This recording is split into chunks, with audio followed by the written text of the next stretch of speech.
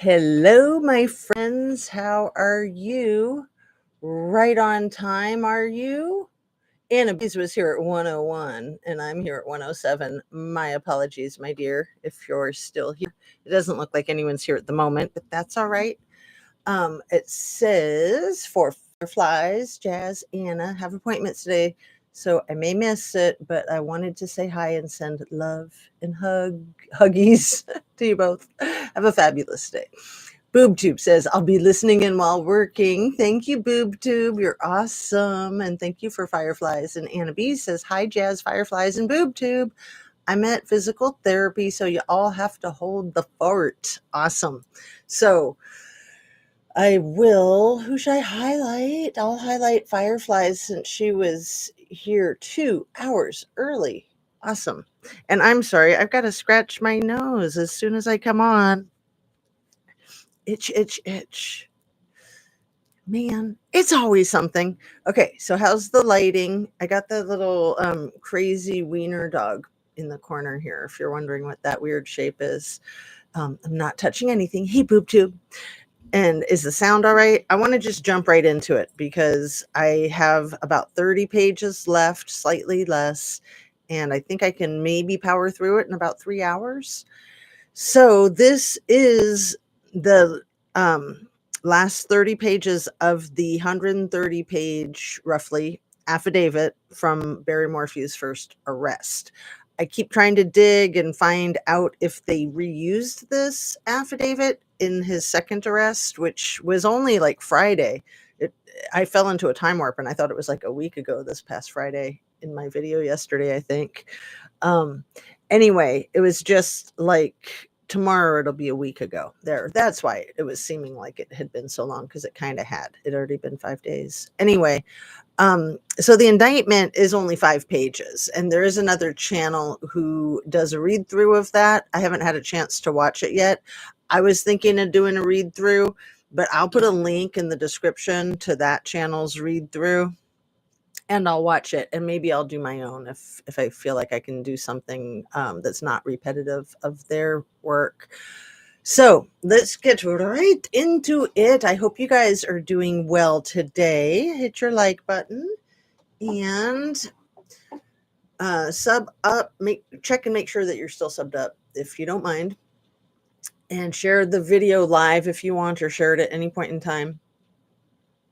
And turn on your notification bell to ring. Love will save the day. Everything I say is simply my opinion for the sake of hoping to start a conversation, open up a discussion, learn something, be educational. And all my videos are made for YouTube. It's an infotainment platform.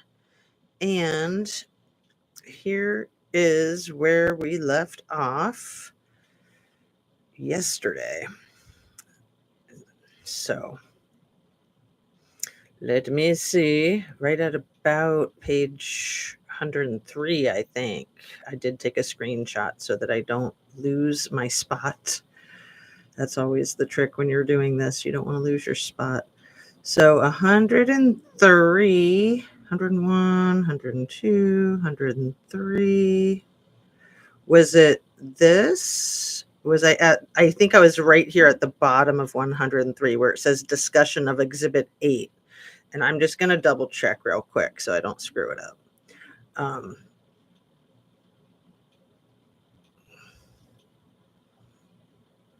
108, or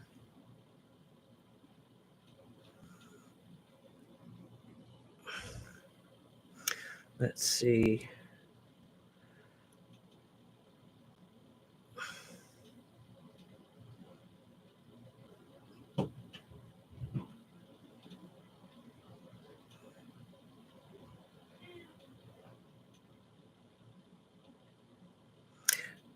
Bottom of 103 where it says discussion of Exhibit 8, I believe.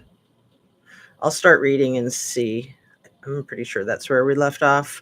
So it's 105 of the 131 and 103 of the 129.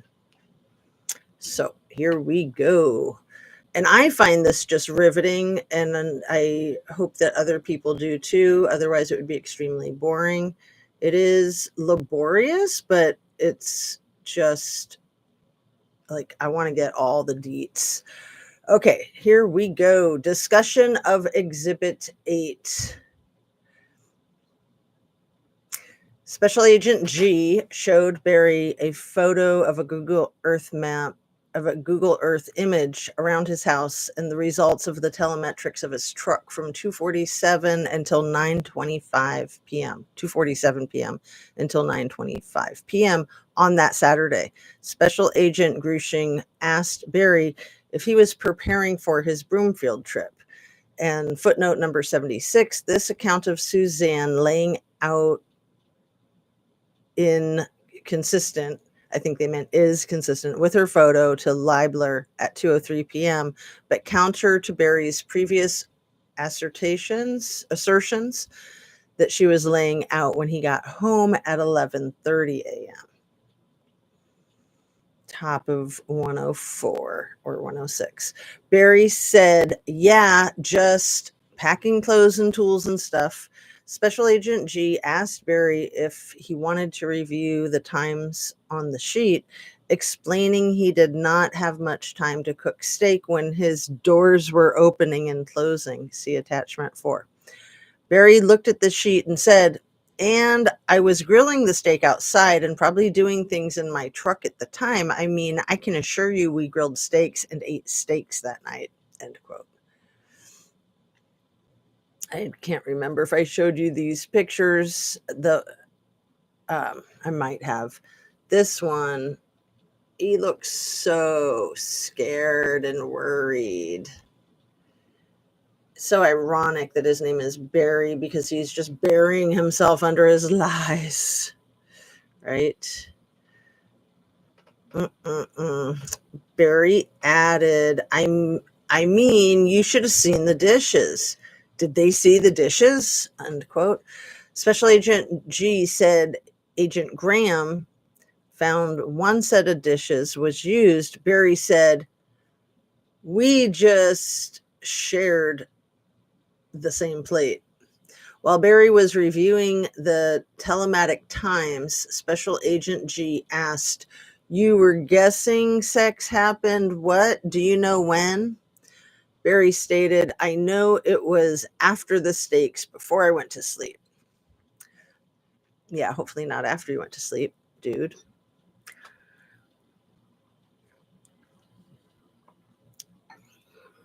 Special Agent,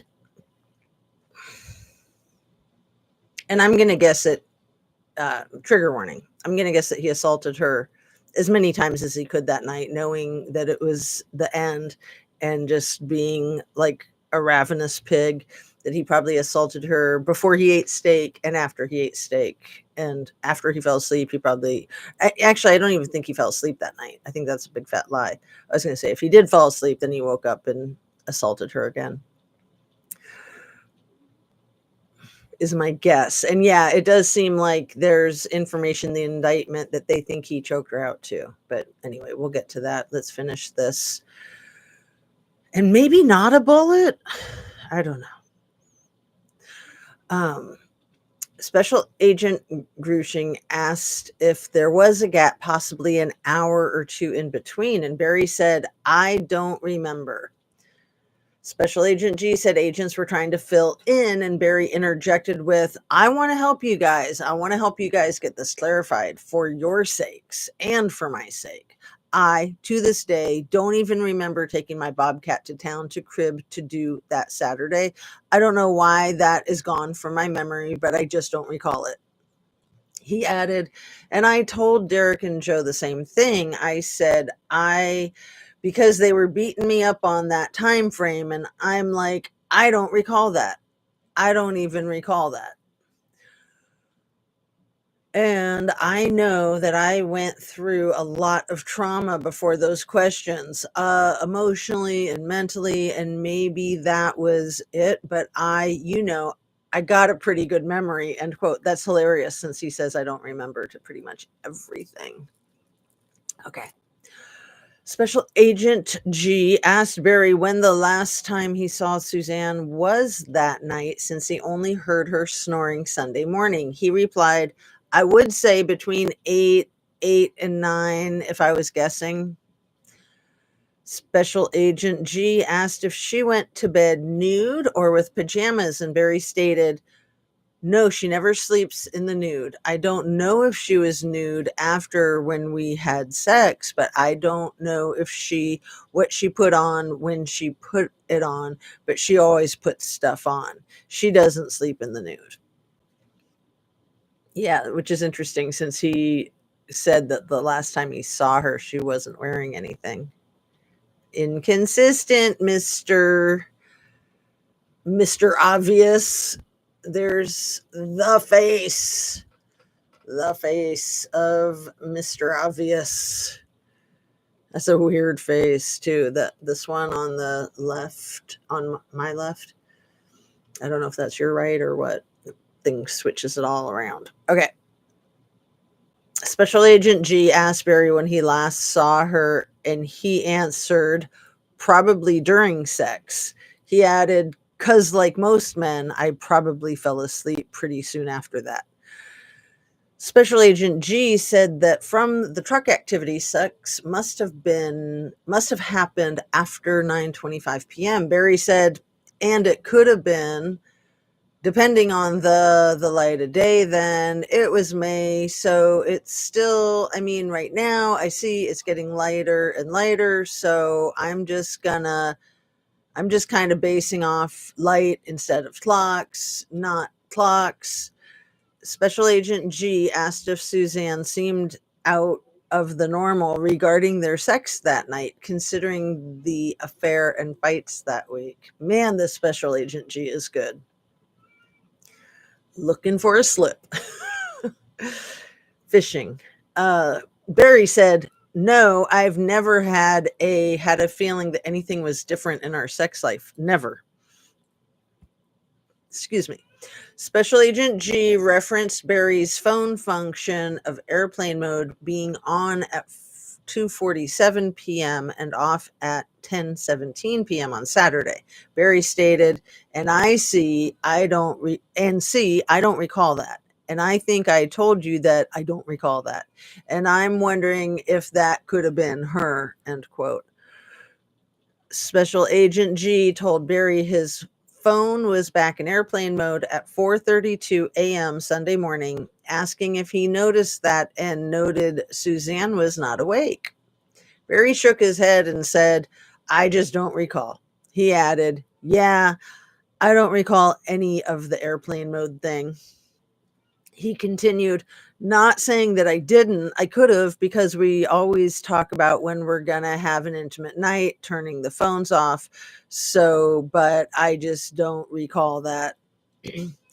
Special Agent G asked about the 4:32 a.m. airplane mode function while Barry was preparing to leave to Broomfield. Barry stated, "I know that I could have been in the shower and she could have gotten up and turned it back on. If she had turned it off, easily could have done that, because my phone is not with me in the shower." Discussion of Exhibit 10. Special Agent G asked Barry to review a series of 20 photos of him walking to the McDonald's trash can. The first few photos depicted him carrying a small item in his hand. Barry said, I know that I had a bunch of crap in my truck from cleaning off my workbench. And I do know that some of them was an old pair of boots that was ripped. And the other stuff, I just don't." Oh, hello, Mrs. Amir. Nice to see you. We are experiencing a heat wave over here in the Midwest. It's been bad for days, and it's going to continue to be bad, I think, for at least a couple more. Aren't you like opposite seasons of us? Or no, that's Australia, right? Um, anyway, how are you? Thanks for coming in. Thanks for saying hi. Um, let's see. pair of boots that was ripped and other stuff. I just don't. Special Agent G said Barry had a small item in his hand and used one arm to push it down, then both to push it further down as Barry was shown in the photos. Barry said, yeah. Then the trash was heaping to the top. That's why. Just sitting in there. Special Agent G asked if the photos helped Barry recall what the item was, and he said, no, I mean, it was just probably trash in the. Special Agent G showed Barry he pushed the trash to the extent his shoulder was in the trash can. Oh, here's the picture of him with his shoulder in the trash can. Can you see that? You can see the trash can, and there's a shoulder.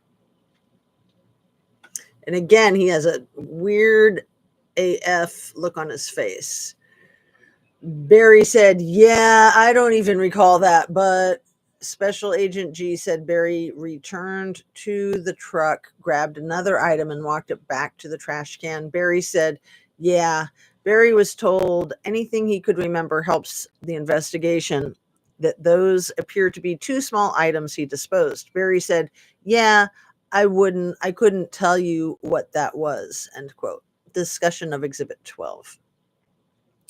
Special Agent Harris reviewed Barry's left turn from 225 to see the bull elk on Sunday morning, looking for the future shed, asking if he had to go up an elevation. Barry said, no, I was just seeing their route. I just wanted to know because they usually take the same route. So if a herd of elk is going to go up across the road at a certain place and go up there, then that's where I'm going to go look for their sheds.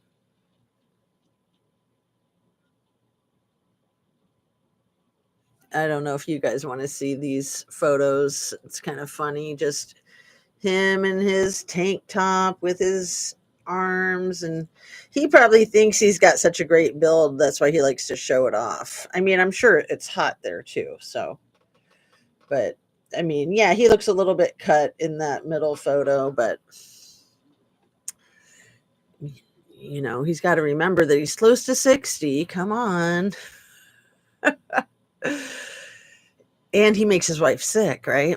Special Agent G asked if Barry saw them and continued to look for their route as he went along. He said, no, I just wanted to see the direction because Colorado Trail is right off that parking lot and it's pretty flat through there and it doesn't start going up till you get to the railroad tracks. So you can pick them and see them through the trees where they're going. Barry was asked if he was in a rush to get to Broomfield and the elk distracted him. He said, there was no rush to get there. I'm an early riser and an early go-getter, and usually if an animal gets in my interest, I'm going to take advantage of it. That's it. But I just went down, I watched where they went, turned around, and went to Broomfield, end quote. Agent showed Barry the photo of a SG-11 mini DV operating manual for a camera, where Special Agent Harris explained was recovered in the bathroom drawer. Barry said, quote, yeah, and I never used it. I bought it because I thought I would use it as a game camera, a little thing, and it was cheap, and my game cameras, end quote. That's really creepy, in the bathroom drawer. I think he might have been planning to use it in the bathroom. He probably did use it in the bathroom. Special Agent Grushing, or Special Agent G, just for simplicity's sake, interrupted and said the camera was not found in the search of the house. Barry stated, I don't even know what happened to it. I know that I bought it and it was tiny, and I think as soon as I got it, I tried to get it working and couldn't and thought it was just junk, and I got ripped off. Special Agent G asked when he bought the camera compared to when Suzanne went missing. Barry replied, I don't recall. I'm thinking maybe he had the camera so that he could time it, so that he could, blitz attack her, basically, like, come home, like if she's in the bath or something, in the shower, he could just like roll up on her and blitz attack with the tranquilizer gun. Maybe.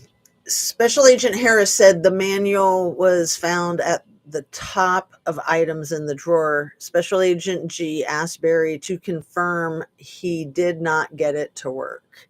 Barry said, "Yeah, I tried to get it working and I couldn't. I just thought," end quote. Special Agent G asked if he tried to mount it outside like a game camera, and Barry said, "No, never. I couldn't get it working," end quote. Discussion of Exhibit 14. Special Agent Harris reviewed the photos of the safe in Barry's garage with items piled in front of the safe to address his concern that Suzanne took money from it. Special Agent G showed Barry a photo of the contents of the bottom of the safe, noting that the scope looked like the scope mounted on the chipmunk gun. Barry looked at the photo and stated, "Yeah, it does." He added, "I could have mounted that after the fact," end quote. Special Agent G said that was why agents asked him earlier about the scope being on the gun, clarifying he could have mounted after the fact. Barry shook his head and said, "Yeah, I just don't recall." Special Agent G told Barry the serial matches the one on the squirrel gun, and Barry said, yeah. Discussion of Exhibit 17. Oh, and if Anna Bees is listening, I wanted to let you know that the last 20 minutes of the video last night, it wasn't showing me the live chat, and it was really funky when I stopped the video. It was like not stopping, but then I think it finally took care of itself. But then I saw the last 20 minutes of the chat. So I saw Granny Annie is traveling again was here, and I didn't even get to say hi to her. So I sent her an email this morning letting her know why I wasn't ignoring her. You probably remember I kept looking at the chat and there was nothing to read, because I usually read everything you guys type up, or almost everything. I know sometimes I don't read everything. So sometimes I miss things. It's terrible. Anyway, discussion of Exhibit 17. Special Agent Harris showed Barry photos of Suzanne's wallet, cash, driver's license, hydration packet, medication, and other items recovered from her Range Rover. Special Agent G said that considering the evidence, it does not appear Suzanne chose to disappear. Barry said, "And I've never thought that," end quote, which is funny because, yeah, he has. At least that's what he said, but he lies, so. A habitual liar, pants on fire. What is that? Let me see what that is. Get that out of the way. Things just bug me when I can see them in the corner of my eye. They just distract me. So I know it's not a big deal to you guys. And it's not really a big deal to me, but I don't want to be distracted. If I can avoid it, there. Avoid. And maybe I'll let Coco in. I don't know. Sorry. And that's why I don't like it when there's noise outside the door. It's not so much I'm worried about you guys hearing it. It distracts me. But I'm going to let Coco in.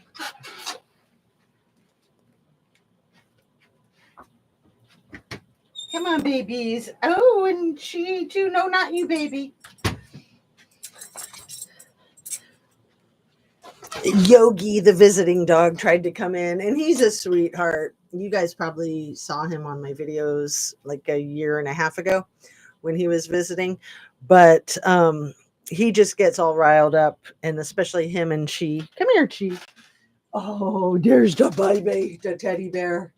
Look at the boober. Look at the belly. She's been getting fed extra good, so she's got a bigger belly than the normal belly, because she gets super skinny and then she gets a little bit filled out depending on how many bites we give her. We tried to give her just the right number of bites. Oh, she's such a cutie. Look at that belly. Mwah. She is a love bug. Okay, I'll see if she wants to stay on my lap while we're doing this. She's such a sweetheart. Such a love bug. I think she's about 6 months old, getting close. Oopsie. Okay, you can jump down, boo. Let's see. Discussion of Exhibit 18, I think is where I was. Special Agent G showed Barry photos of the binder recovered in the search of his truck and the documents inside what appeared to be mail. Barry was told no documents from EA Outdoors for the Broomfield site were recovered, and Special Agent Harris and Barry previously told agents he was studying documents for his job in Broomfield. Special Agent G asked if he threw the job documents away. Barry replied, "No, I left them in there for the workers," end quote. Special Agent G asked if he left the documents in the hotel room, and he said, "Yeah, I should have." Special Agent G asked if Barry told Morgan he was leaving the papers, and he said, I don't know. Everything was so crazy that day." End quote. Yeah, especially you, dude. Oh, this is a couple of weird pictures. Especially the one that where he's higher up. His face looks all round. He's just he looks like such a bully, doesn't he? I can't imagine being in his presence when he's angry, and especially it's directed right at you. He could be very scary, I'm sure. Scary Barry. That's what we'll start calling him. Mr. Obvious. Discussion of Exhibit 19. Barry was shown photos of the dart boxes recovered from the search and asked if he recalled what all areas around the house he fired them. He replied, "No, I don't. I know I have fired from the breezeway before, and I've fired them from the garage at deer that were up on the hill behind the rock wall," end quote. See attachment 5. I want to interject here. He keeps bringing up that breezeway. I think that he chased Suzanne around, very likely, that she was running into the house and into the bedroom to try to lock the door to get away from him, because where could she go other than maybe try to grab her keys, jump in the car and drive away? But that probably would have taken too long with like opening the garage and everything. So because the door jamb is broke, it's like split, and the tranquilizer dart thing was found in the breezeway, and he keeps talking about that breezeway. So I'm going to bet that he fired it, hit her in the rear end as she was running into the bedroom, as she was running down the hall, into the house to the bedroom, and that she got in there and locked the door, and then he was trying to bust the door down. And he probably did. He probably was able to like bust it open from the way the crack is in the door jamb. I bet he was able to push it open. I mean, those doors aren't going to be that strong anyway. And then, yeah, the rest, gross. He probably was choking her out, waiting. Again, trigger warning, but this is just my speculation as I'm learning more and more details. He was probably choking her out, waiting for the sedative to kick in, the tranquilizer, and then as it was kicking in was probably, my guess would be, when he started assaulting her so that he could terrorize her and let her know that he was having her way with her. He would have wanted her to be cognizant, I think, in my opinion. And then by the time she was out, and he might have overdosed her because she was such a small person. So she might have had enough in her system to end her life, but I think that he choked her out too. And like I said, I'm not sure if he put a slug in her or not. We'll get to that and find out by the time we're done with this, I would imagine. There's like mixed information, especially because I was paying attention while this was going on. So initially they thought that the door jamb had a bullet hole in it, but I don't think that's the case. I think it was just that it was cracked. And he tried to say, "Oh, I never noticed that." When of course he would notice that. He's a contractor, right? And she kept a meticulous house, so she would have pointed it out to him and said, "Hey, can we fix this?" I mean, everything in their home was perfect. Anyway, let's get back on track here.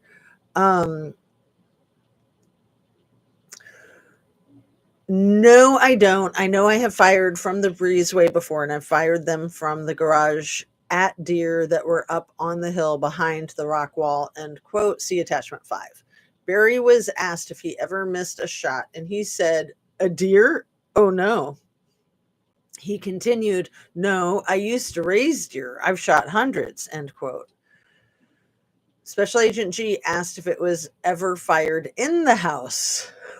Oh man, he gets right down to it. Footnote number 77. After being told of the affair, Barry asserted multiple times that Suzanne must have left on her own, which was why her personal documents, wallet, money, and Camelback water pack were shown to him. There you have it. Barry said, quote, "Only if it was open in that door in the breezeway, but not inside the house," end quote. Because yeah, that would be crazy unless you're like shooting at Suzanne, which is crazy too. Why in the world would you shoot a tranquilizer dart from inside your house? That's the one reason, I think, is the reason that he did. Special Agent G asked Barry how he wakes up a deer when it is out. He said, "Yeah, you got to reverse it," end quote. He continued, "Just give it a shot, chemical in there," end quote. Barry was asked if he had that chemical at the house, and he said, quote, "I don't know if I had any left or not. I don't recall," end quote. Barry was asked the name of the chemical, but he could not recall it. Oh, it might have been more torture of her if he was bringing her back out from under the sedation. OMG. Let's continue. Barry was asked the name of the chemical, but he could not recall it. He said he could make a phone call and added, quote, "I don't recall having any left," end quote. And he's a hunter. He's going to know exactly what he's got, in my opinion. Barry said they are fired like a bullet, and when asked if they had an expiration date, he said they have one. Discussion of Exhibit 20. Barry was shown photos of the interior of his truck with the tools, trash, and disorder when it was photographed by law enforcement. He said nothing looked out of place. When asked what was in the backpack, he said, "Clothes, just clothes for staying overnight," end quote. Discussion of Exhibit 23. Barry was shown the photos of nude women and sexual encounter dating sites recovered from his cell phone. He said he never had a dating website, and the images and websites recovered must have been from pop-up ads when he was viewing pornography. Agents agreed such images and dating sites could have come from Barry viewing porn on his phone. When asked about any searches for meeting girls, Barry said, quote, "Well, you can obviously see that I never looked for a girl on my phone or online." He had a burner phone for that, right? I mean, there's nobody out there. So, I mean, if there was, you guys could. If anybody could, you guys could, end quote. Special Agent G discussed redacted texting and said his girls and Suzanne shared things he did not know about. Barry said, quote, "Me and my daughters are pretty close. I mean, if there's bits and pieces there, then yeah, that doesn't surprise me. But if it's a long conversation about, I guarantee you my daughters had no idea about the affair," end quote. Special Agent G asked if his daughters still did not know as someone walked in the room, and Barry stood up. Agents followed him outside and spoke by his truck. Barry said, "Oh, you asked me if they knew about the affair. I did tell them," end quote. Barry was asked how that went, and he said, "Not very good." Barry was asked if he told them both at the same time, and he said, "Yep." I just sat him down and I said, "Girls, I don't want to ever keep anything from you, and I don't want you to think bad of your mother, but I think this is important for you to know." And I told them, and they cried hard. They got angry, but I think it was the right thing to do, end quote. And then here is footnote number 78 to that, what I just read. This contradicts Barry's earlier statement that same day to the FBI that he had not told his girls about the affair. He's having trouble keeping track of all the lion, the mountain lion, the lion. I hope it's not that my live chat has frozen up again, but I don't know. If anybody wants to type a thing into the chat, then I'll know. Or you'll know. I'll know. Maybe we'll know. Who knows? Barry said, "Yeah, well, I got to get back," end quote. Special Agent G said the last item was Barry's texting to Suzanne from July to October 2020, and he was asked why he was texting her. Sorry. It just sank in. His texting to Suzanne from July to October. So he didn't text her during the month of June, but then he ghost texted her for a solid few months. Barry said, quote, "It was just an outlet for me to try to deal with my pain," end quote. Oh, so he knew she wasn't seeing the texts. Weird. Okay. Well, you can interpret that, I guess. Barry was asked if he was actually texting her message content, and he said, "I texted if she could see it. I was texting as if she could read it. And I knew deep down in my heart that she probably wasn't reading them, but it just kind of gave me comfort that I was talking to her," end quote. I'm sure he talked to her ghost a lot, would be my guess. One sec.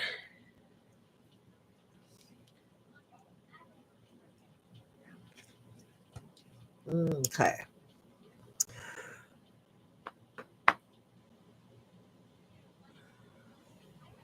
Barry said, "I'll look into it. I can tell you right now what everyone was, I love you, I miss you, I'm not going to stop looking for you." Just things like that to make me feel better. Yeah. Barry added, "And I just assumed that you guys had the phone, but I thought if there was a chance, if she had it and could see something, but like I said, I mostly did it to make me feel better," end quote. Mrs. Amir says, "Off to bed, a bit under the weather, temperatures at sub-zero." Wow. Cray cray. So it is opposite there. I didn't know that you had winters that cold there. Is that normal? And good night, and thank you for stopping in and saying hi and everything, girl. All right. Where is we? Special Agent G said the FBI would search with law enforcement for the phone and for Suzanne, asking Barry where he thinks we should concentrate. Barry replied, "I would say the river. I mean, that makes more sense to me than anything. I don't understand why somebody hasn't been out there before now. When the river was low, I mean, heck, they spent 140 grand to dig up a job site that there's no way she was at," end quote. It's kind of a weird thing to say, that there's no way she was at, because that's not where I put her. Okay, Special Agent G said the issue investigators have with the river is Suzanne's helmet being placed away from the bike, placed as possibly a diversion, indicative of foul play. Barry said, yeah. April 22nd, 2021. In this interview, FBI agent showed Barry their audit results and discussed them, directly telling him in the end that Suzanne was not conscious Saturday evening, May 9th, or Sunday morning, May 10th, and Barry agreed with, yeah. Barry admitted to disposing of the tranquilizers. He confirmed his last encounter with Suzanne was hearing her, quote, light snore. He explained his locations in the woods around his house on May 9th as looking for a turkey, and agreed the evidence in this case makes him look bad, but it's in God's hands. Agents told Barry that from his own words, when he says, quote, I don't recall, that means he is lying because he answered almost all of the audit questions with I don't recall.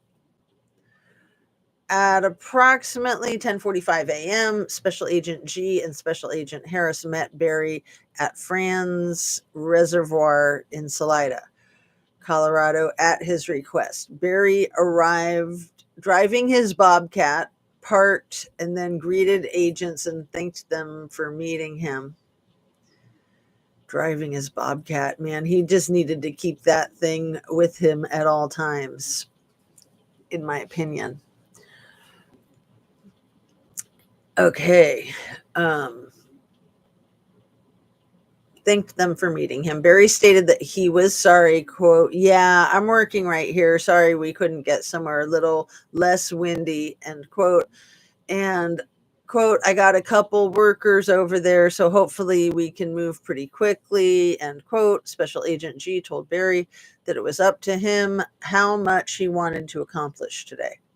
Special Agent G asked how Barry is doing, and he says it has been tough for he and redacted with Suzanne's birthday on the 30th, and the 10th is coming up, so the 1 year anniversary coming up. Special Agent G explained that he and Special Agent Harris have put together an audit that is sort of like an inspection, and the agents would like to show it to him and discuss some of the answers that he has given and determine where Barry is today. Special Agent G said he would like to hand it to Barry and go through it with him, and he agreed. Special Agent G directed Barry's attention to the second sentence and said that Barry, as her husband, is the last person that saw her, and that it seemed that May 9th is the last time Barry saw her, and May 10th is the last time he heard her breathing. Special Agent G asked Barry if that is correct, and Barry said yes. Oof. So, yeah, that's damaging. And I don't think he realizes, or he would have said, I don't remember. Special Agent G mentioned the last proof of life, independent of Barry, is when she was talking to her lover when he comes home. Barry was asked where the $30,000 from the GoFundMe page for Suzanne went and whether it was used to pay for the Longhorn Ranch property. Barry said, quote, I don't recall where money went, but like I said, if there a lot of that money, I paid George $4,000 because he stopped working. I paid a lot of things out of that money, but I don't recall a lot of what it was, end quote. So bizarre. Special Agent Harris explained to Barry that the agents want the fullest picture, and when things are missing after behaving consistently, there is a question of what changed. Special Agent Harris explained to Barry that Suzanne's phone behavior is one of these places because Suzanne consistently sent either good night or good morning messages to her lover, and that there is an absence of those messages on Saturday evening and Sunday morning. Special Agent Harris told Barry that looking at the evidence, it seems likely something happened to Suzanne's phone, to Suzanne, or both, since she is not saying something to her lover before she goes to bed. Barry nods his head in response and says, yep.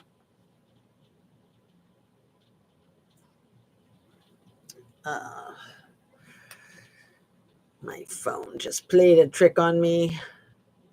There we go. And this is the 79th footnote. This is the paragraph shown to Barry. Quote, the Federal Bureau of Investigation, FBI, Denver Division, is submitting the results of these interviews with Barry Lee Morphew and how those results compare to the evidence collected by investigators as of the present date. Barry, as the spouse of Suzanne, is the last person to see her alive on or about May 9th, 2020 or May 10th, 2020. Independent of that spouse, the last proof of life for Suzanne was verified as being shortly before 2:44 p.m. on May 9th, 2020. Special Agent G told Barry that for sure on Sunday morning after Barry leaves, Suzanne would have been texting her lover, so her phone is either gone or inoperable Sunday morning. Barry said, KK.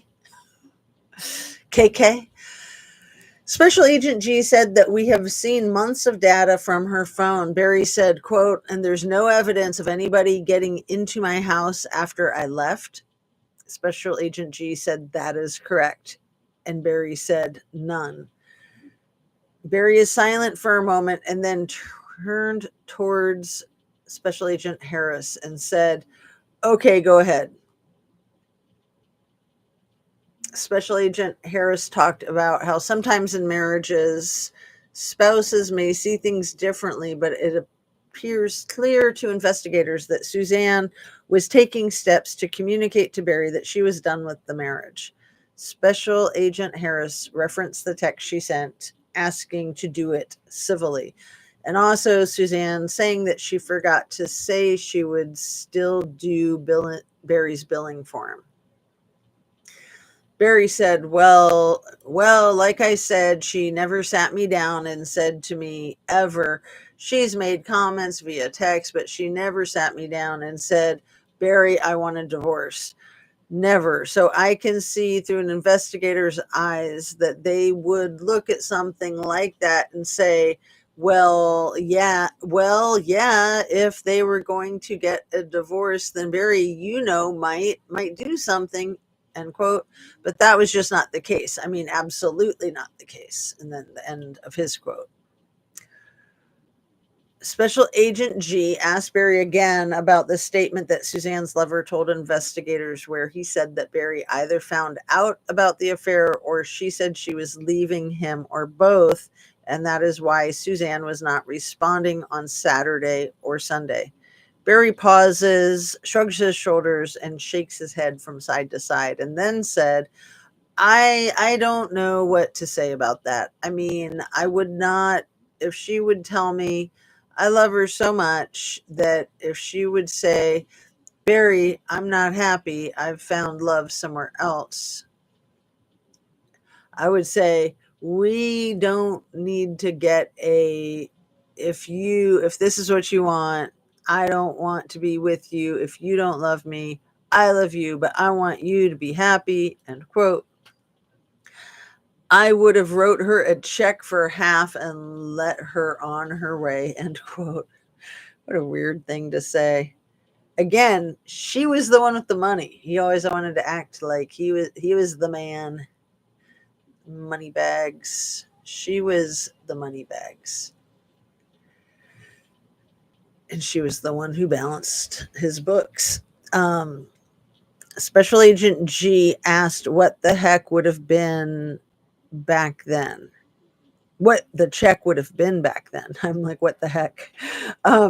Barry said, quote, well, we'd have to sell the house. Wouldn't have been much back then. I'm just saying we would sell the house and split everything. Let me interject here that this is early May of 2020, and his business would have been hit very hard by the COVID pandemic then from March, April, May. So would have been hit very hard. I think so many businesses were, and he probably got loans through the government, those PPI loans, the ones that you didn't have to pay back, because he did have employees, but he paid a lot of people under the table, so he might not have applied for the loans. They haven't gotten to that. I don't think they mentioned that anywhere. Anyway, I just want to say that they were financially struck hard, is my guess. Because I think any small business, anybody self-employed, or almost anybody self-employed. So wouldn't have been much back then. I'm just saying we would sell the house and split everything. I wouldn't get a pay for an divorce lawyer or anything like that.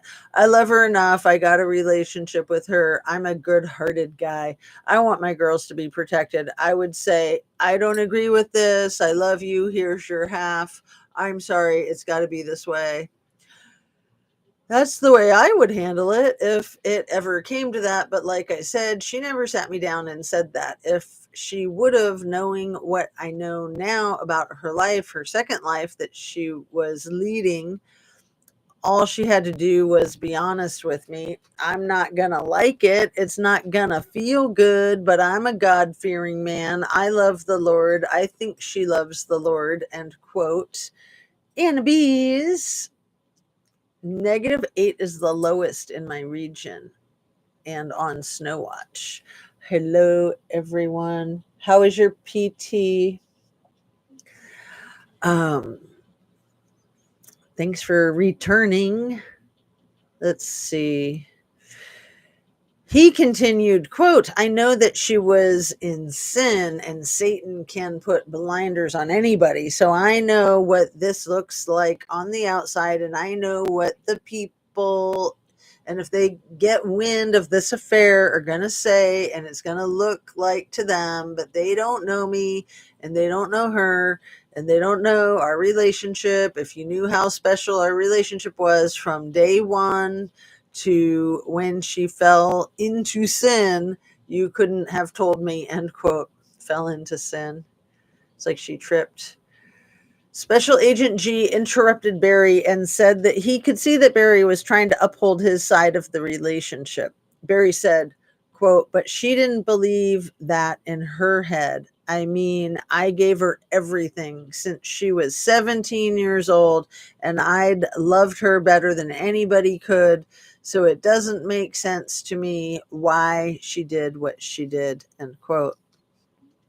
Special Agent G went back to the first paragraph on the audit and told Barry that investigators still don't have from him the last time he saw Suzanne alive, and asks Barry what time he would say and what time he would say. Special Agent G explained that investigators are looking for last proof of life because we have a difference of her breathing and then Barry seeing her. Barry said, quote, yeah. PT went well. Very good. That's awesome that you're doing that. How much longer do you do it for? Are you wrapping up soon? Special Agent G asked when Barry would say he saw her, when would say he last saw her alive. Barry said, quote, well, I would say 5 o'clock in the morning. I seen her in the bed, end quote. And here we go with a footnote number 80. This statement contradicts Barry's texts threatening suicide after Suzanne said, quote, I'm done. His statements of, quote, controlling his hurt heart, end quote, and, quote, hothead Barry found out and killed his wife, end quote. And God's judgment on Suzanne for cheating. Special Agent G asks Barry what he saw. Barry said, quote, I mean, I just see a lump there because the light from the bathroom, the light in the room's not on, but bathroom right there lights up a little bit, end quote. Special Agent G asks Barry what he sees. Barry said, quote, I don't specifically see anything, but I know from peripheral vision walking in and out that she's laying there. I just know she's laying there. I'm not saying I looked directly at her, but I specifically 100%, no doubt in my mind, heard her snoring lightly when I left. Special Agent G asks if Suzanne normally snores lightly. Barry says, quote, sometimes she does. It's not all the time, but when she's in deep, deep sleep, yeah, end quote. Special Agent G clarifies that it is not an all-out snore, but a light snore. Barry said, quote, yeah, I mean, she does it. I mean, she's done it her whole life, just not every night. But yeah, it happens, end quote.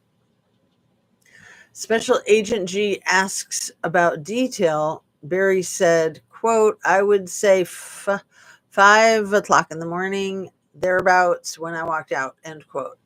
Special Agent G clarifies again that Barry, the last thing he hears is Suzanne lightly snoring. Barry said, yep.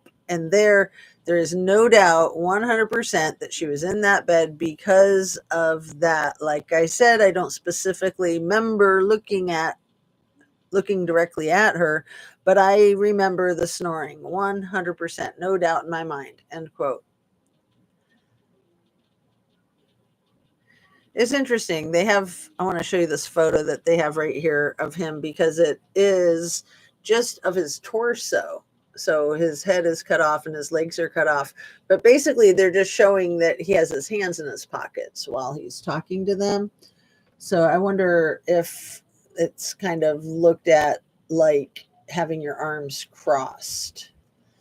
Interesting, too, that he kind of has them towards his crotch.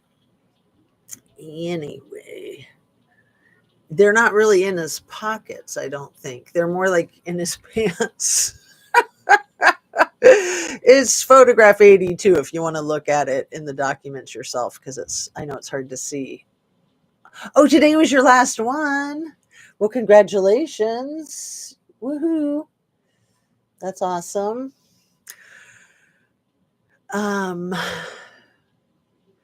Special Agent G clarifies that Suzanne was not with him when he took the left turn to look at the bull elk. Barry said, no, absolutely not, 100% no, end quote.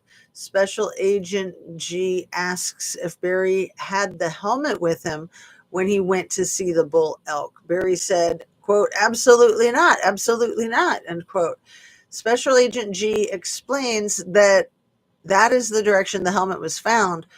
Barry said, no, absolutely not, end quote. Special Agent G said that he had to ask those questions. Barry said, I understand. Footnote 81, Special Agent G introduced the lump concept to Barry on June 2nd, 2020, when Barry refused to answer what his last visual sighting of Suzanne was. Footnote 82, Barry often stood or sat in this manner while speaking with agents. Oh, that's interesting. The photo that I just showed you of him with his hands kind of in his pants. Kind of like Al Bundy from Married with Children. That's exactly what that's like. You remember that, right, Annabise? He's such a perv. Yeah, he is. He's just like the Freudian id, like sex and food. That's it. Sex, food, and money, right?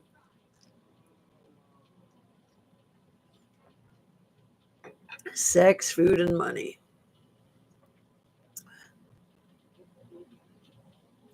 Special Agent Harris asked Barry about the timing of when he left because he is saying 5, but he had looked at earlier times on the sheet he was shown, and that we are trying to make sense of marks in time. Barry interrupted and said, and I don't know exactly the time. I just know it was around 5 o'clock, but I don't know exactly, end quote. Special Agent G asks Barry when he sees the lump, was it him seeing just covers or some of the covers with Suzanne? Barry said, quote, like I said, I don't recall looking specifically at her. I just know she was there. Maybe more from the noise than seeing her, but I know I saw her there, no doubt in my mind, 100%. She was laying right there when I left, end quote. Special Agent G tells Barry that investigators are still waiting for some things like her Range Rover and that things like this don't end and that we are waiting for snow to melt to look at a few places.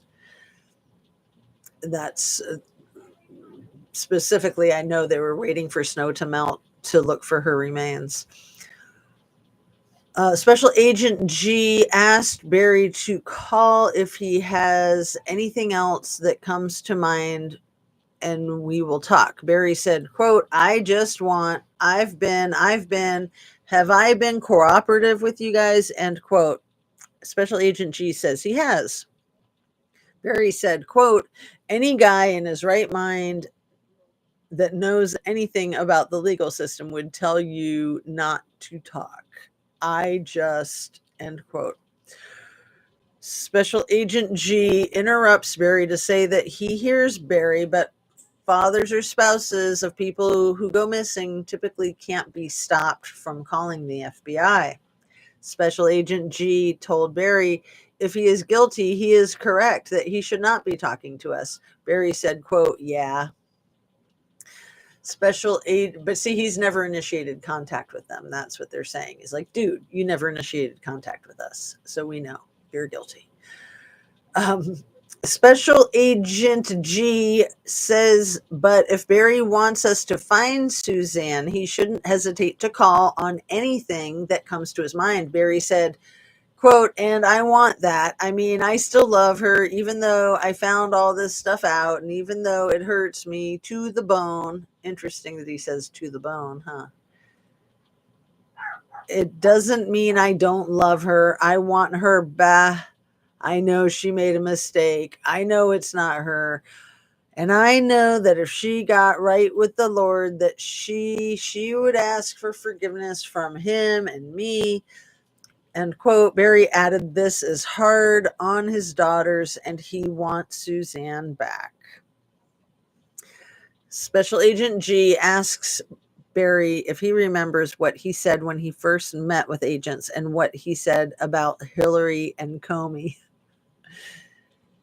That's good, because this man is a MAGA and loves Trump so much that he voted for Trump twice in the 2020 election, and he got in trouble for doing Suzanne's absentee ballot.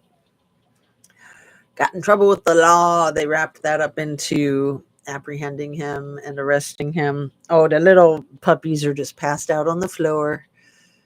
Barry said, I probably said something about Comey. Comey's a liar, and he's at the very top of FBI, and he's a liar, end quote.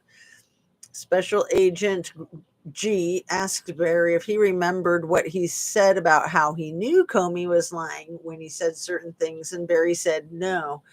Special Agent G reminded Barry that he said when Comey said, quote, I don't recall, end quote, that is what both Hillary and Comey would say, and that is what Barry told agents indicated they were lying. And let me read the footnote 83 right here.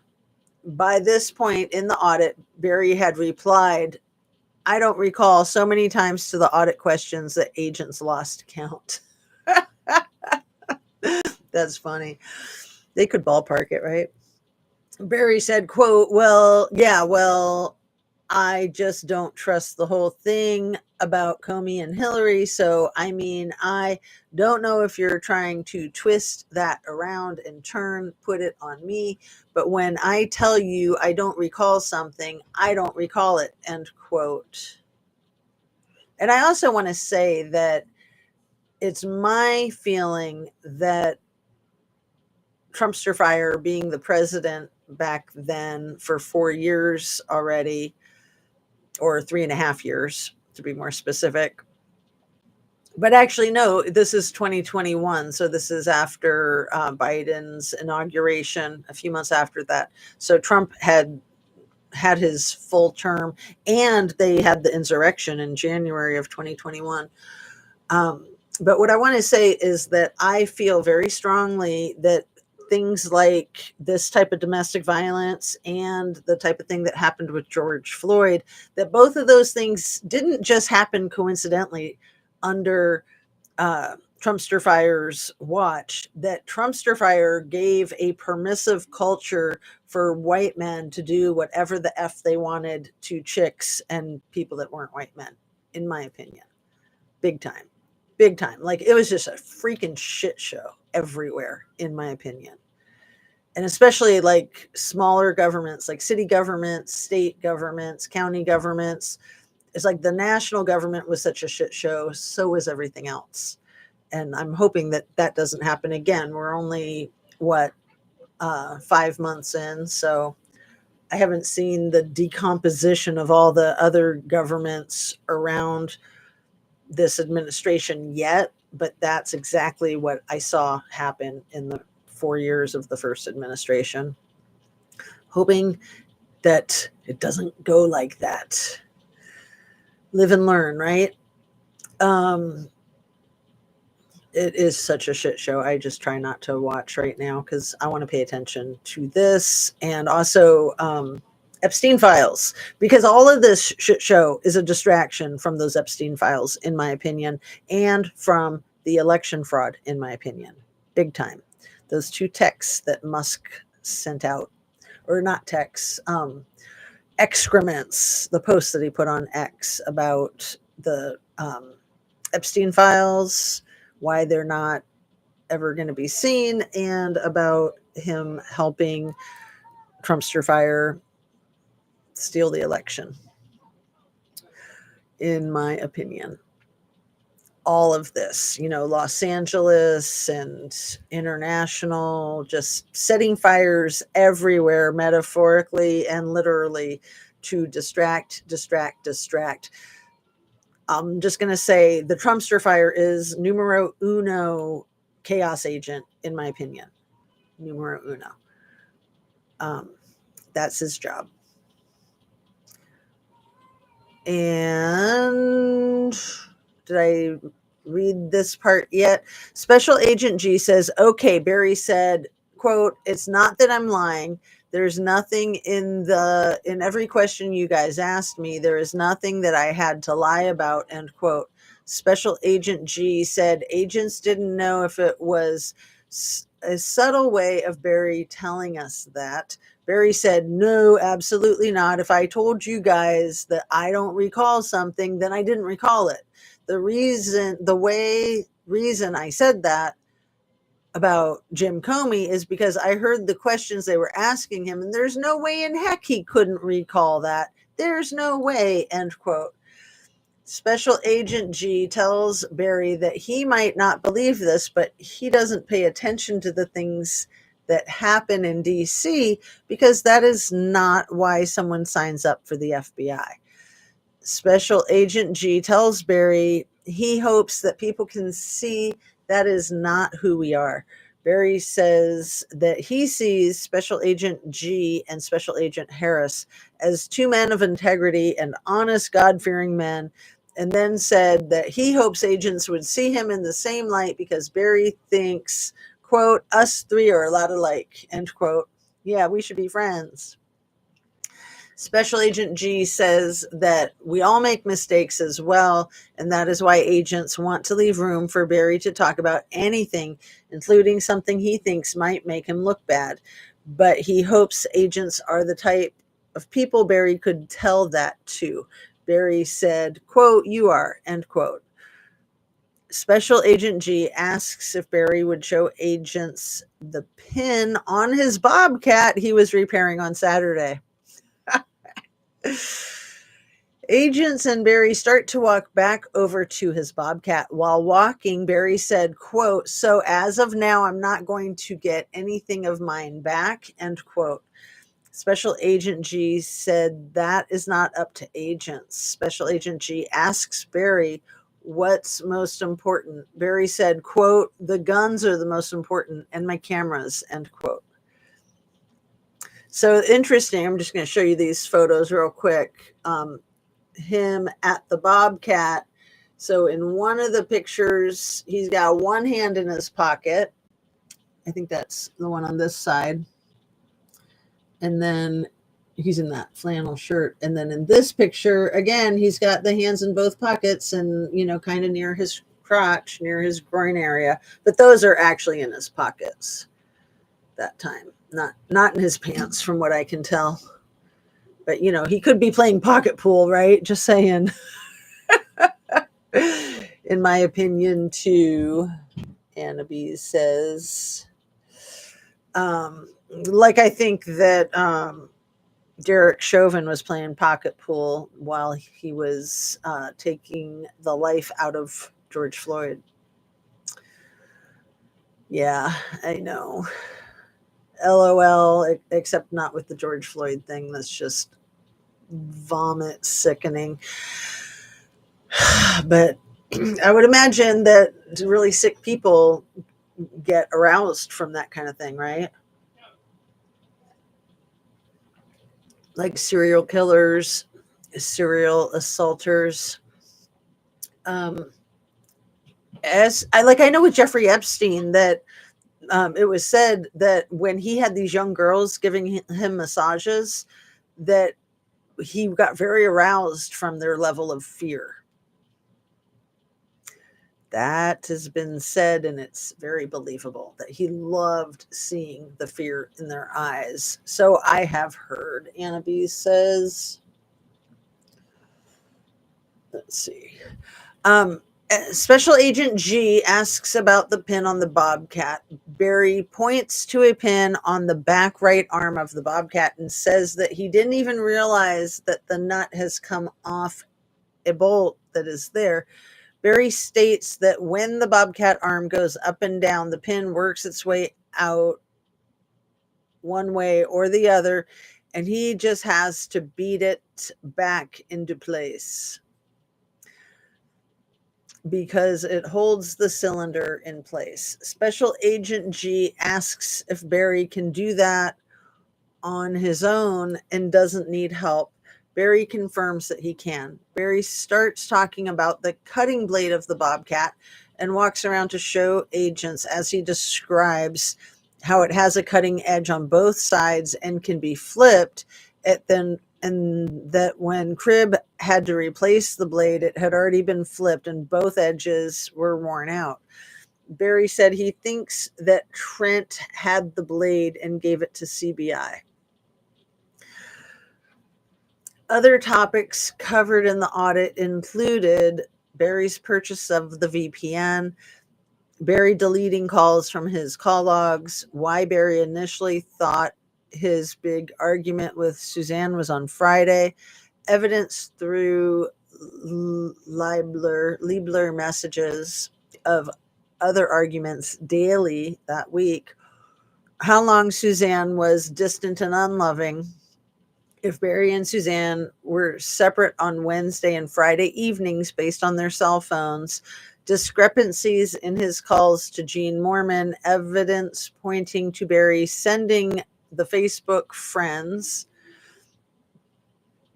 requests on Friday night, Barry's phone functions involving passwords, token sharing in group functions, and the multiple airplane mode functions on Barry's phone. Barry was shown Google Maps of his residence and his phone activity on Saturday, May 9th, when he arrived home between 11:30 and left at 11:30 a.m. and left at 1:38 p.m. When shown location points that his truck may not have pulled in the driveway, and he appeared to be coming up through the woods on foot to his house, Barry said he might have been looking at turkeys. Interesting. Barry was shown a second map below of his movements from 11:52 to 12:31 p.m. when he appeared to head east of his property during the time he was supposedly having veggie soup with Suzanne. Barry said he was looking for a turkey that redacted had shot previously with a bow, but they had never found. Sounds like Hunger Games, huh? Barry was shown a third map where it looked like he was on foot heading back to his truck before he left at 1:38 p.m. and called Suzanne at 1:47 and 1:49.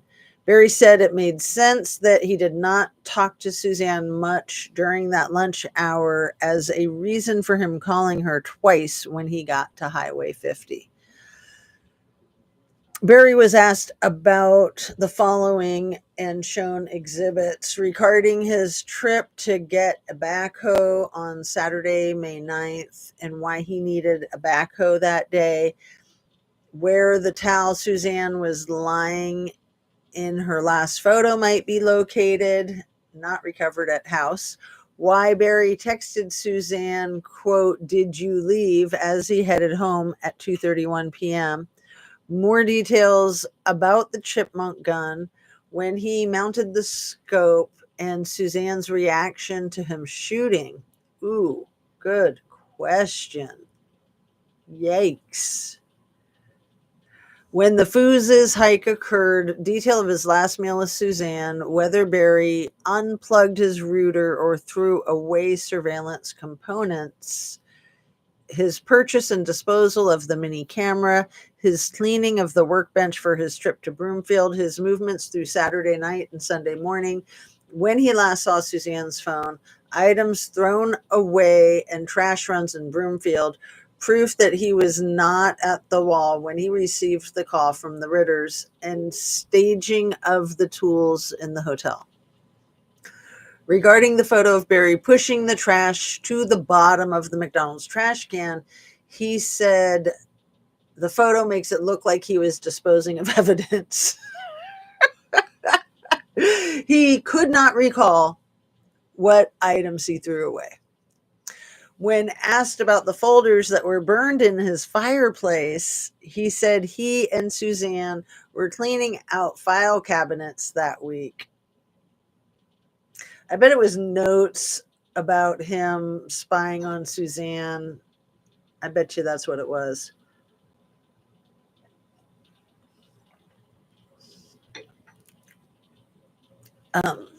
Barry was shown a map of Garfield, Colorado, and he confirmed he turned around on Saturday, May 10th at the first place he could have, pointing to exit 228. Barry said he did not climb that road leading up into the mountains, nor did he go into any of the mines. So I'm thinking he went up the road to the mountains and to the mines. He said George and his buddy searched those mine shafts for Suzanne. That must be where he hit her to begin with. I was thinking on his own property, but yeah. When asked about Suzanne's leather journal that was not recovered, he said he did not recall that she had one. Oh, that's what was in the fireplace, too. Barry was told that Suzanne confided in friends that sex with him was not pleasurable, then reminded that he put sex as the top reason on his victimology questionnaire for someone's motivation for her disappearance. Barry refuted that by saying, quote, "She had an orgasm every time, so I don't understand that," end quote. Barry said he should have listed, quote, "rape" instead of, quote, "sex" on the questionnaire as a motivator for her disappearance because he thought of some creep trying to rape her. Some creep that you see in the mirror every time you look in it. Barry was told by Special Agent Harris about the needle sheath for the tranquilizer being found in the dryer. He said he had no idea how he got there, and it's got nothing to do with me. Barry added, I hate that because that makes me look bad, end quote. Yeah, who would it have to do with, Mr. Obvious? Special Agent G asked Barry if he shot the tranquilizer gun on Saturday, May 9th, and he said, absolutely not. So I'm going to take that word absolutely as one of his tells that he is lying, that he's lying. I mean, lion. I mean, lion. Lion. Mountain lion. Oh, Barry was told no tranquilizer like BAM was recovered at the house. He said he used BAM, Telazol, and xylazine as tranquilizers. When Barry was asked if he disposed of those, he stated, I don't recall. There we know he's lying. Barry was asked what he used to reverse the tranquilizer effect, and he said tolazine. Barry said he brought the chemicals, which he knew to be controlled substances, from Indiana and kept them on his workbench.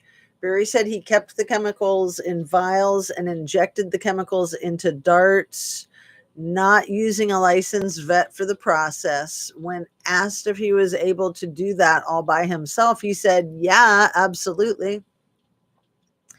Barry was asked the last time he used those chemicals, and he said around the end of April, which, yeah, May 10th or 9th is around the end of April. I'll agree with that. Special Agent G asked if those chemicals could have been part of the workbench he cleaned off before he went to Broomfield, and he said, could have been. Barry admitted to submitting a ballot on Susan's behalf for the presidential election, saying, quote, yeah, just because I wanted Trump to win, end quote. He said, quote, I figured all those other guys were cheating. I knew she was going to vote for Trump anyway, end quote.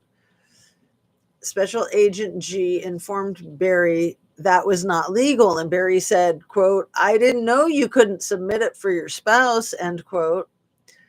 And footnote 84, Barry pointed to this as a possible turnaround point, though he stated, quote, I don't recall numerous times.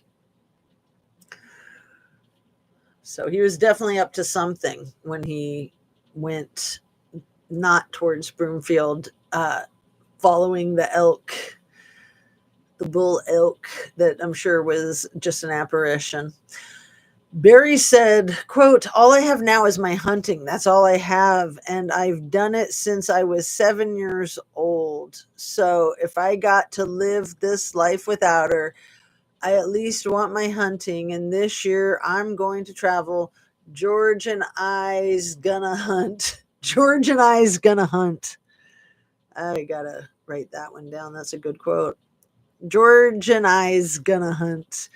And it would be nice to have my guns that I'm confident with and shot many animals and have great confidence in them. Be nice to have my cameras. When I go back to Indiana, I put them up there, and there's cell phone cameras that I can be anywhere in the country, and I can get pictures of the deer that I'm hunting. So guns and cameras are my most important things on the wish list, end quote.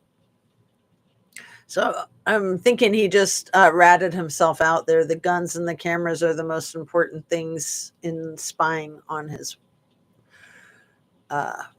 wife.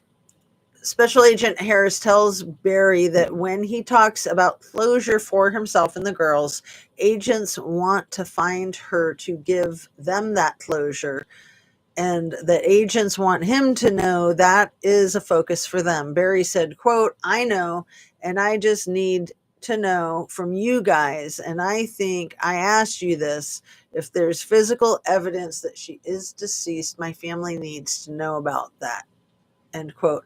Barry said, redacted thinks Suzanne left, and he needs evidence that she's not still alive.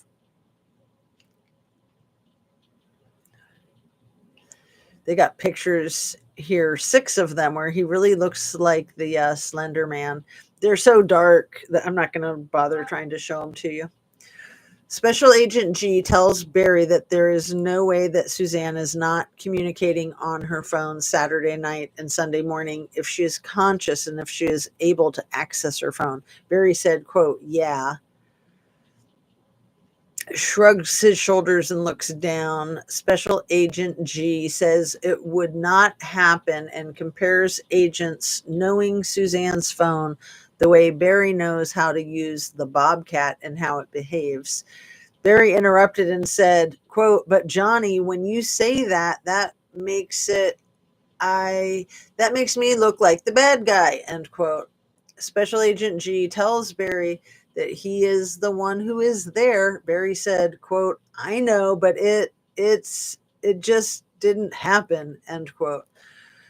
Special Agent G says that if it is not Barry, somebody took her phone then. Barry said, like I said, I don't know. I mean, you guys have got to give me, you've texted me, you're going to be my advocate.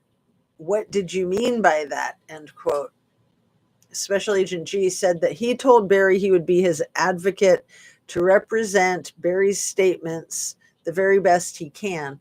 Because right now, Barry is not going to stand up and tell everybody his story because he is smart enough not to do that. Barry is talking to agents, and we want to tell the unvarnished truth of what Barry is telling us and not shade it one way or the other. Barry said, okay. Special Agent G says that if Barry took her phone, agents can see that Barry is wanting to repair the relationship and Suzanne is trying to do the opposite. This is interesting. I don't understand the logic, but okay. One sec.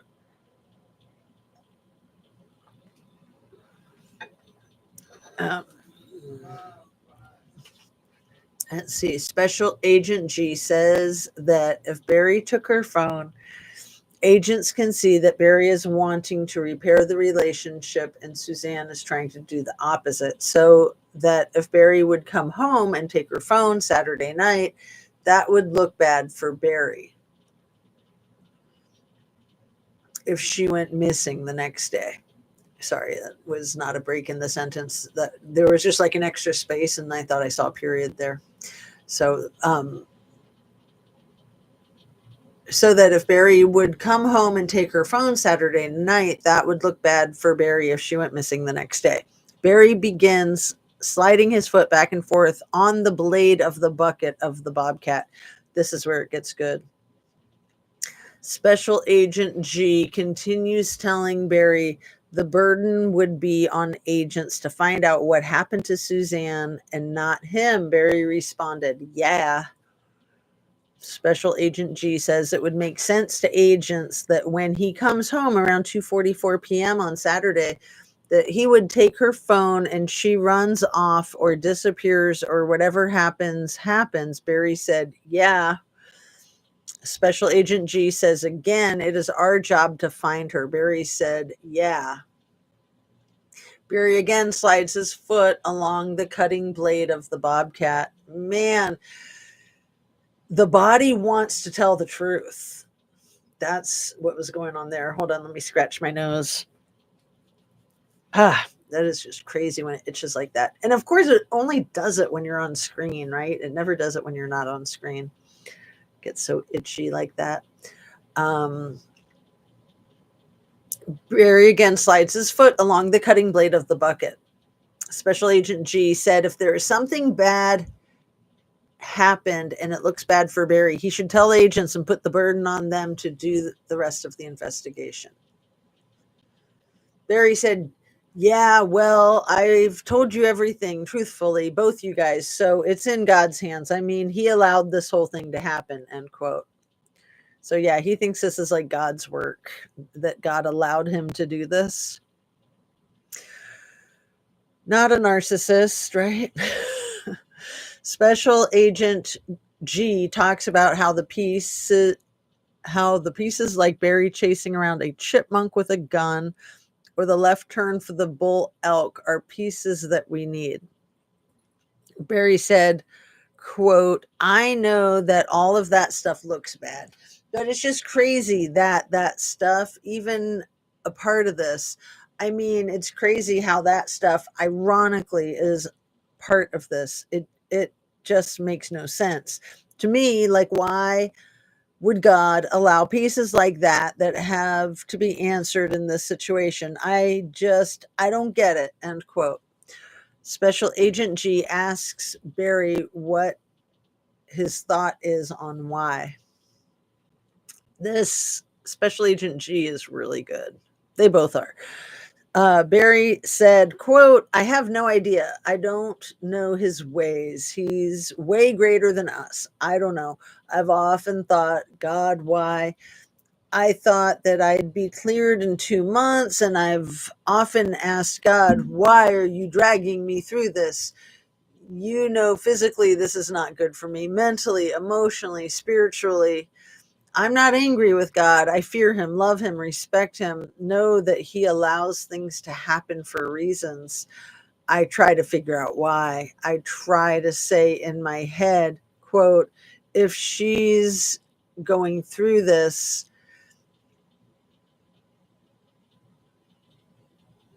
all this stuff that I found out since January, and maybe God wanted to protect the girls from heartache. I mean, I don't know, but, end quote. Special Agent G talks about personal sacrifice and how this never goes away and gives an example. Barry asks how he could live like that. Special Agent G continues and tells Barry that if there is something that happened that makes him look bad, and he would not trust agents with something like that, we could help him. Barry said, quote, I gotta have help. I mean, if these people in Chafee hate me, like the word is, they hate me, and they get to the DA and he says he, quote, he made our sheriff's department look bad and we're gonna blame it on him, end quote. Then my daughter, who's gonna raise my daughter if they lock me up for something I didn't do, end quote. So the younger daughter is 21 now because she was 16 5 years ago. And the older daughter is a little bit older than that. I forget, like 3 years maybe. So she might have been maybe 4 years or 5 years, actually. I'm not sure. But if she was already at college when they moved there, yeah, that could be 3 years. So at least 3 years age difference, because she had started college already 2 years. They'd been there for 2 years and she had started college before they moved there. So, let's see. Where was I? He made our sheriff's department look bad and we're going to blame it on him. Then my daughter, who's going to raise my daughter if they lock me up for something I didn't do, end quote. Special Agent G said, even if it is something you didn't do, but something you know about, that would help us. Maybe that is Barry's sacrifice. Barry said, quote, yeah. Special Agent G tells Barry he is not saying it will be easy, but this will not go away. Barry said, yeah, well, what happens from here when you guys go to them? What's the next step? End quote. Special Agent G explains that agents will share the results with the district attorney's office and it'll be up to them. Special Agent Harris offers again that Barry could take a polygraph. Barry said that he would pray about it and that he needs to get going. Gotta go. Oh man, he's so funny. Barry tells agents to be careful going back. Oh, interesting. I think that's a thinly veiled threat, and probably not so thinly veiled. They probably caught that instantly. The interview ends. Ongoing investigation, tranquilizer research. On April 20th, 2021, Special Agent G interviewed Lisa Wolf, field veterinarian, retired, Colorado Parks and Wildlife, who advised she developed and tested the solution BAM, butyrphenol, I think I'm saying that almost right, tartrate, azaparone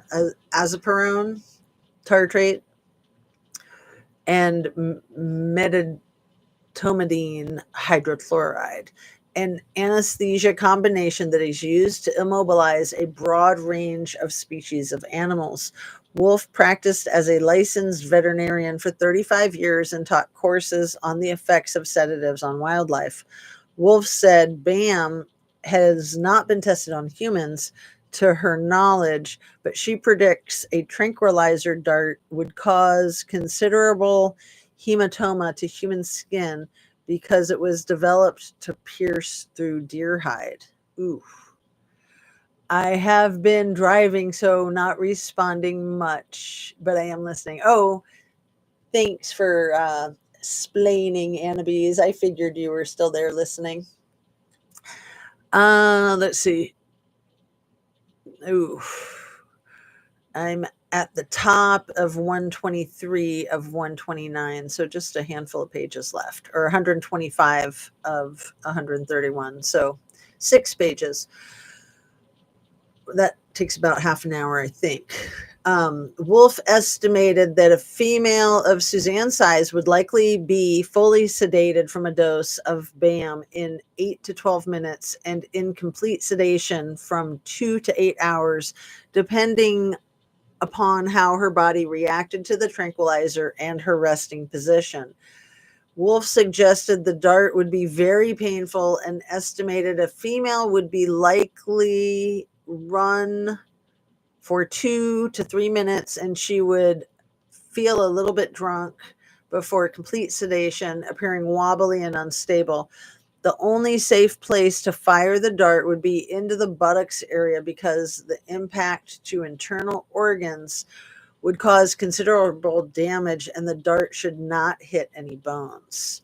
Wolf said that a person's breathing would be difficult while sedated from BAM due to brain hypoxia, since oxygen coming into the blood would be slow. If a person was lying on her back, her breathing would sound like a snore as the tongue could be pushed into the airway. Wolf said a BAM dose to a human could be fatal depending upon the health of a person, and a second dose would likely cause brain damage. A licensed veterinarian must prescribe BAM for it to be used legally. Wolf was asked about telazol mentioned by Barry in the April 22nd, 2021 interview, and she said that is a heavily regulated anesthetic, more potent than BAM, that is only used by licensed veterinarians. Telazol was used by CP&W to bring down bears who would remain sedated for 2 to 8 hours. It was also used for surgery, and there is no reversal drug for it. Wolf believed telazol was a DEA Schedule III class drug, and she was surprised any civilian would have it. Wolf said that xylazine is similar in nature to BAM and is a sedative sometimes used to smooth out the effects of telazol. She stated that telazol and tolazine. She stated that tolazine reverses the sedative effects of xylazine. Wolf said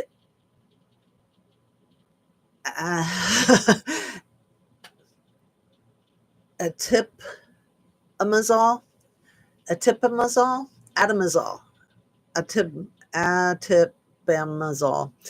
We'll just go with that. Sorry. Would likely be used to reverse the effects of BAM. Do you know that word, Annabes? If you can type, if not, no big deal. It's ATIPAMAZOLE. Atipamazole would likely be used to reverse the effects of BAM. On April 20th, 2021, Special Agent G called Mary Wood at Redacted, a current veterinarian for Colorado Parks and Wildlife, who confirmed that CP&W uses BAM to sedate animals and complete sedation occurs within 4 to 20 minutes. Wood said that the company Zoo Farm 1401 Duff Drive, Fort Collins, Colorado, manufactures and ships the BAM to licensed veterinarians across the United States who can provide the drug to private citizens with a prescription. Wood knew of a human receiving 1/100th of a dose of BAM as a sedative in an IV, but she thought a full dose to a human might be fatal depending on the physical characteristics of the human. Wolf said the dart should be targeted towards areas of muscle with no bones, possibly the buttocks. Shoshana Dark, the little puppy dog's rolling around on her back. I want to pick her up. She's so cute.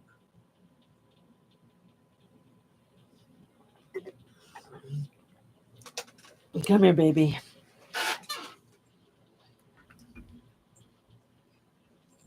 Come here, baby girl. Oh. Sorry if you could see my rear end sticking straight up in the air. That might have been rude. I might have to edit that out. I thought it was worth it for this little baby girl with the bell-bottom feet. And she's such a sweetie pie. Okay. And Shoshana Dark, sorry to make you wait. On December 16th, 2020, CCSO Deputy Miles Jones received a tip from a person who requested to remain anonymous. She reported that her friend, Shoshana Louise Dark, is intimately involved in a relationship with Barry. On December 17th, 2020, Sergeant Julane and Agent Cahill interviewed Dark at the CCSO office. She said she has known Barry since October 2020 because she cleaned his neighbor's house and met him at the dumpster by chance. What a romantic meeting place. Don't date somebody you meet at the dumpster by chance. I'm just saying. That's a message directly from God. She denied being in a romantic or sexual relationship with Barry. Dark deleted items on her phone, one possibly being a second phone number for Barry, in front of investigators and was evasive in answering questions. Oh man, that's pretty ballsy to be deleting things in front of investigators. Dark said she called the CBI tip line in May 2020 to report strange vehicles being in the area around Puma Path around the time Suzanne disappeared. Oh, I'm going to guess she might have already known Barry and that she might have been helping him. I remember somebody reporting that they saw like a station wagon full of, sorry to say this, but the way they said it, a station wagon full of Mexicans, and they saw Suzanne like hanging out the window screaming, trying to get help. That was somebody on Facebook, I think. But that rumor was flying around Facebook. Don't you love the way these perps, they always try to bolster prejudice? You know, they're always saying it was a black person, it was a Mexican person, Latin American, let's say, more politically correct. And I think it is politically correct to say black rather than African American. Like that's just being like over the top PC. And I don't think black people like that. They're like, just say black, from what I hear. Anyway, now, baby girl, do you need to leave the room? I don't want you having an accident in here. I'm going to get her out the door real quick. Come here, baby girl. Come here. Oh, no. Don't you be having no accident in here. I think she needs to go outside.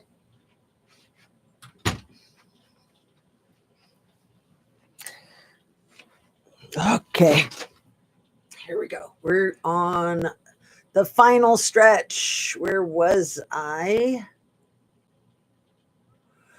Dark said she called the CBI tip line in May 2020 to report strange vehicles being in the area around Puma Path around the time Suzanne disappeared. Dark said in the December interview that she did not know Suzanne. And Suzanne, she's my age. A lot of people say I resemble her, end quote. And so I think the house that she cleaned was his friend, George. So he knew her. George would have introduced him because George would have been like, oh man, you should see my house cleaner. She's hot. And it's a very, very small town. Salida, very small. From December 2020 through April 2021, numerous Salida residents have reported that Dark is in a relationship with Barry. Their relationship is reported to date back to July 2020, though investigators have not confirmed that. A poll camera installed by the FBI has captured Barry's truck consistently coming and going from Dark's residence, often between 9 p.m. and 11 p.m. Booty call, sometimes staying through the night. Booty call. CBI agents Graham and Cahill confirmed that Dark and Barry checked into the Antlers Hotel in Colorado Springs on February 12th, 2021, and checked out on Valentine's Day as captured on surveillance footage below, with Barry carrying Dark's luggage and Dark holding a bouquet of flowers. Yeah, I'm sure they weren't dating. Barry's cell phone was either off or in airplane mode during a majority of this trip.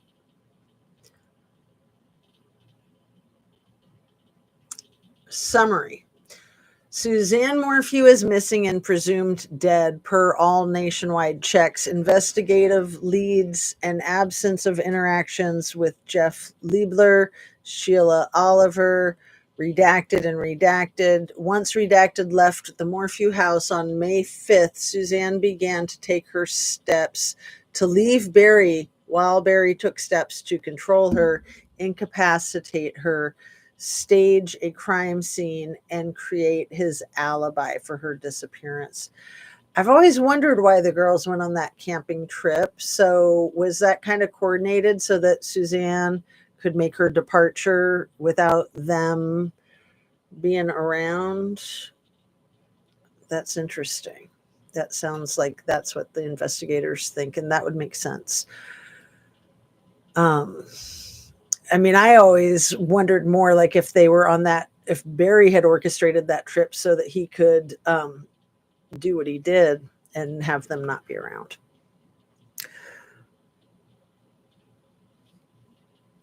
Okay, Suzanne began to take her steps to leave Barry while Barry took steps to control her, incapacitate her, stage a crime scene, and create his alibi for her disappearance. No hike existed that Saturday afternoon in Barry's multiple interviews with CBI until a June interview when he said they hiked to Fooz's Lake. CBI allowed him to assert that a few times until they refuted the hike in his July interview. Barry was told that he was driving in Salida that afternoon, asking Tim Backhoe to purchase a backhoe attachment for his Bobcat. Interesting. Finally, Barry put his phone in airplane mode that Saturday afternoon at 2:47 p.m. after he returned home and ran around his house at 2:44 p.m.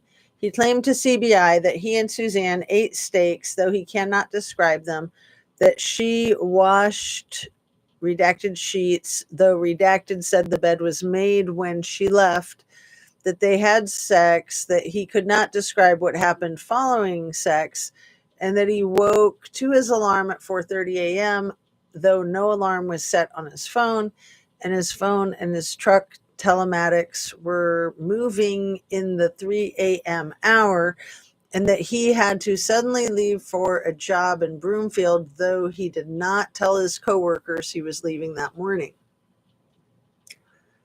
Barry initially named a mountain Barry initially blamed a mountain lion for Suzanne's death upon being notified of her bicycle recovery.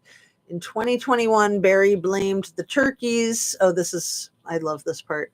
Barry blamed the turkeys for why he did not have veggie soup with Suzanne during lunch on Saturday, May 9th. The deer for why his tranquilizer gun was used to explain the needle sheath recovered in the dryer, and a chipmunk for why he was running around his house after arriving home at 2:44 p.m. and the firing a gun of a .22 caliber to describe his violence toward Suzanne that afternoon, and the caliber of the tranquilizer darts. For his trip on May 10th, Barry explained his left turn on Highway 50 to explain the truck movement because of a bull elk sighting at 4:30 a.m. from 2 miles down the road, a left turn that placed him at the scene of Suzanne's helmet. Barry cannot provide a last sighting of Suzanne, only labored breathing similar to a snore, which is consistent with her being tranquilized. Barry describes her as being drunk in the afternoon, which matches the effects of a tranquilizer for after a few minutes. He says he is running around the house, most likely chasing Suzanne while she's conscious. Barry has admitted that he had taken Suzanne's phone from her at least twice in the past to try to monitor or control what she was doing. There's no phone activity for Suzanne after 2:30 p.m. on Saturday, which is out of the norm for her typical behavior, and an abrupt end following her 59 communications with Jeff Liebler that morning and afternoon. By around 2:30 p.m. on Saturday, May 9th, it had become clear that Barry could not control Suzanne's insistence on leaving him, and he resorted to something he has done his entire life: hunt and control Suzanne like he had hunted and controlled animals. Barry told investigators early on that he blamed alcohol for Suzanne's change of behavior and that her distant unlovingness to him, though she was not a heavy drinker. I'm going to read that again. Barry told investigators early on that he blamed alcohol for Suzanne's change of behavior and her distant unlovingness to him, though she was not a heavy drinker. Barry used alcohol, drugs, and chemo throughout his interviews to describe Suzanne's independence and distancing from him, saying it was every day that last week. Barry finally blamed God for Suzanne's death after being informed of the affair as a form of judgment on her, and stated repeatedly that God allowed this to happen. Barry told FBI and CBI numerous times no evidence exists, which infers he knows what happened to the evidence in this case. When the Ritters called Barry at around 5 p.m. on Sunday to tell Barry they could not find Suzanne, Barry was in his hotel room and had been there since about 12:40 p.m. However, he should not be there per his alibi to be out of town for an emergency job in Broomfield. Barry told the Ritters he was at the job site. He told the FBI, CBI, and CCSO he was at the job site. He left his room, took tools out of his truck, and put them in the lobby to make it look like he was returning from the site. Barry made very little attempt to contact Suzanne on his way home or look around his house or the bike scene because he already knew what happened to her. Setting the tools out that day was similar to what happened earlier that morning when Suzanne's bicycle was placed on the incline. As Deputy Brown commented, I started to question if something criminal had occurred as it looked like the bike was purposely thrown at this location, end quote. As of May 4th, 2021, Suzanne Morphew has not been located. I affirm that this affidavit and warrant has been reviewed by the following attorneys with the 11th Judicial District Attorney's Office, District Attorney Linda Stanley, and Senior Deputy Attorney Jeff Lindsay. Therefore, your affiant respectfully requests that a warrant be issued for the arrest of Barry Lee Morphew, date of birth October 17th, 1967, and pursuant to CRS, the warrant be no bond. Further, your affiant saith not. So the chief investigator, Alice Walker, signs, and the judge, Patrick Murphy, signs. Attachments, airplane mode, Barry. I think I went over this a couple days ago. It shows airplane mode on, let's see, April 18th, 22nd, 24th, May 2nd, May 9th, twice on May 9th, once on May 10th, twice on May 11th, and once on May 12th. Attachment 2, nothing about Barry's story of sneaking up in the woods because he wanted to take a shower made sense to Sheila Oliver or Suzanne. Sheila told agents other stories of Barry sneaking up years ago in Indiana, climbing up the side of a house to see if Suzanne had a boyfriend. How wackadoodle can you get?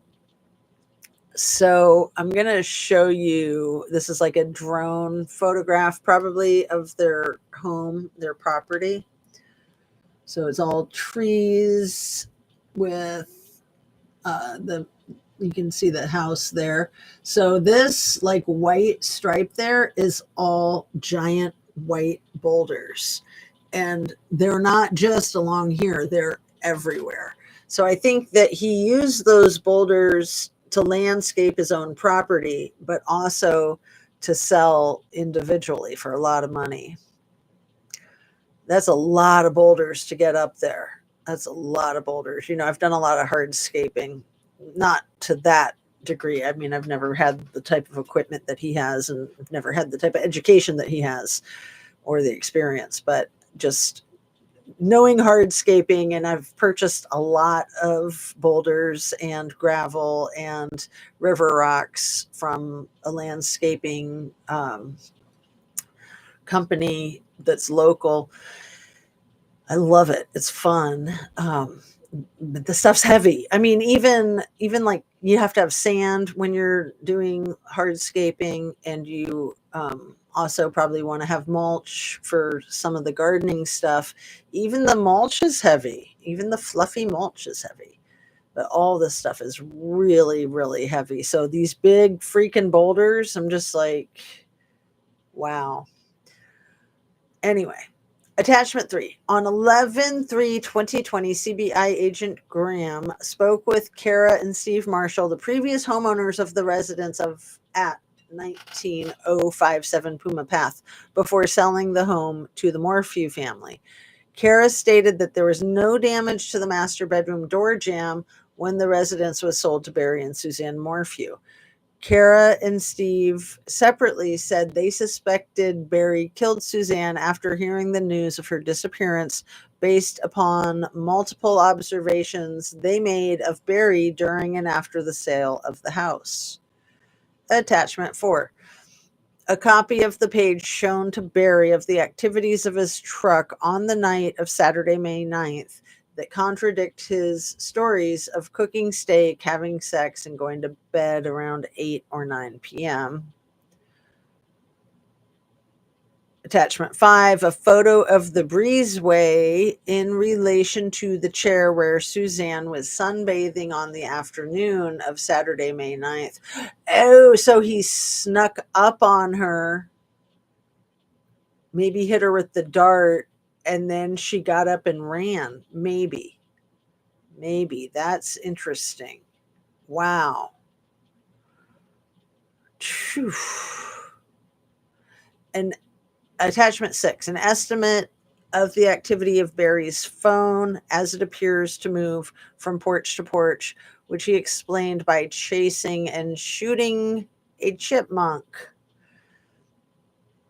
So it's got all of the, I don't know if it's like the longitude and latitude. It's got all the little numbers, but again, there's their property, and you can see like the S. It's almost like they made like a river shape with those big boulders.